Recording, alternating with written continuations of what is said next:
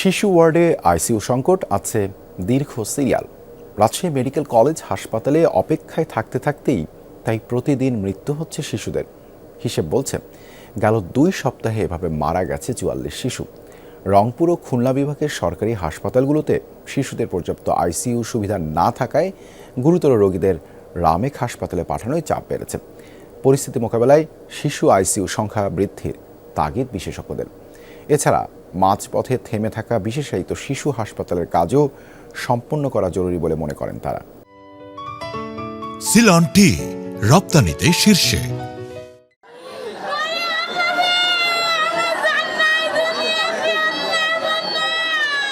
সন্তানের নিথর দেহে পাগলের মতো চুমু খাচ্ছেন বাবা মা। চোখের সামনে সন্তানের এমন বিদায় মেনে নিতে পারছেন না তারা। গুরুতর অবস্থায় 3 দিন ধরে আইসিইউ এর জন্য এক দীর্ঘ অপেক্ষা।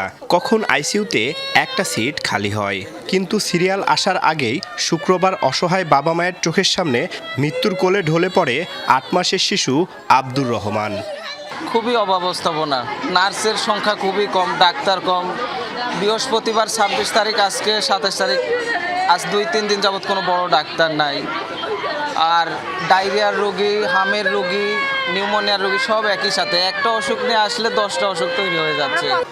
হাম ও নিউমোনিয়ায় আক্রান্ত শিশু আব্দুর রহমানকে গত 1 মাস আগে রামেক হাসপাতালে ভর্তি করে রাজশাহীর দুর্গাপুর উপজেলার কৃষক বাবা মাসুদ রানা। 1 মাস 3 দিন পরে মারা গেছে বুকের ধন। 3 দিন আগে ছুটি দিছিল, বাচ্চার ঘর না ভালো হতে ছুটি দিছিল। ছুটি দেওয়ার পর আইসি রয়েলে ভর্তি হয়েছিলাম, আবার 10-এ আসছি। রামেক হাসপাতালে শিশুদের আইসিইউ নিয়ে এই সংকট তীব্র হয়ে উঠেছে। শিশুদের নিয়ে অপেক্ষামান অভিভাবকরা উদ্বিগ্ন। আইসিইউর অবস্থা বলছে সিরিয়াল দেওয়া আছে, সিরিয়ালের অপেক্ষা করো, ফোন করবো। অক্সিজেনের অভাব, ডাক্তার ঠিক মতন আসছে না, চিকিৎসা দিচ্ছে না, আইসিইউতে সিরিয়াল নাই। আইসিইউর অভাবে মিনিমাম প্রতিদিন 6-7টা করে মারা যাচ্ছে। সিরিয়াল কালকে দিছি, এখন পর্যন্ত আইসিইউর ভিতরে এখন একটা বেডও ফাঁকা হয় না। আমার বাবুকে এমনি খারাপ হয়ে যাচ্ছে। রাজশাহী মেডিকেল কলেজ হাসপাতালের 3টি ওয়ার্ড মিলে শিশু শয্যার সংখ্যা 120টি, যার বিপরীতে প্রতিদিন ভর্তি হচ্ছে 6 থেকে 800 জন শিশু। 40 শয্যার একটি আইসিইউ ওয়ার্ড থাকলেও এর মধ্যে 12টি শয্যা প্রাপ্তবয়স্কদের জন্য, 16টি জেরিয়াট্রিক রোগীদের জন্য আর মাত্র 12টি শয্যা শিশুদের জন্য নির্ধারিত। তাই চিকিৎসকরা এক প্রকার অসহায় হয়ে পড়েছেন। যে পরিমাণে পেশেন্ট এখানে ভর্তি হচ্ছে, তাদের ভিতরে যাদের আমার আইসিইউ সাপোর্ট প্রয়োজন, সেই পরিমাণে আইসিইউতে আমার অ্যাকোমোডেট করা এখানে বেড নেই। মিজেলস বা হামের যে আউটব্রেক, এটা যে বছরে সব সময় থাকে তা না, আর রিসেন্ট সময়টা পিকে আছে। অ্যাটলিস্ট এই সময় যেন আইসিইউ সাপোর্টটা একটু এক্সটেন্ড করা যায়।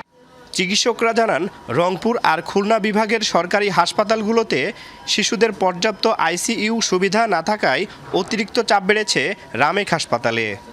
কুষ্টিয়া, চুয়াডাঙ্গা, মেহেরপুর, জেনেদা সব জায়গা থেকে বাচ্চারা আসছে। আর সবাই মিলে এখানে আসলে তো যা হয়। আজকে সকালে 3টা বাচ্চা ভালো হয়ে গেছে, ওয়ার্ডে পাঠানো হয়েছে। একটা বাচ্চা মারা গেছে, তাহলে 4টা বেড ফাঁকা হয়েছে, 4টা বাচ্চা ঢুকতে পারছে। আর বাকি আরও প্রায় 48টা বাচ্চা ছিল আজকে সিরিয়ালে। হাসপাতাল কর্তৃপক্ষ বলছে, অতিরিক্ত চাপের কারণে আইসিইউ এর সংখ্যা বৃদ্ধির পরিকল্পনা রয়েছে। তবে পরিস্থিতি বিবেচনায় বিশেষায়িত শিশু হাসপাতালের তাগিদ দিচ্ছেন তারা।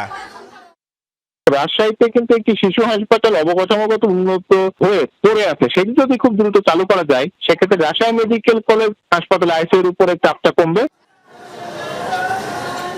তারেক মাহমুদ, যমুনা নিউজ, রাজশাহী।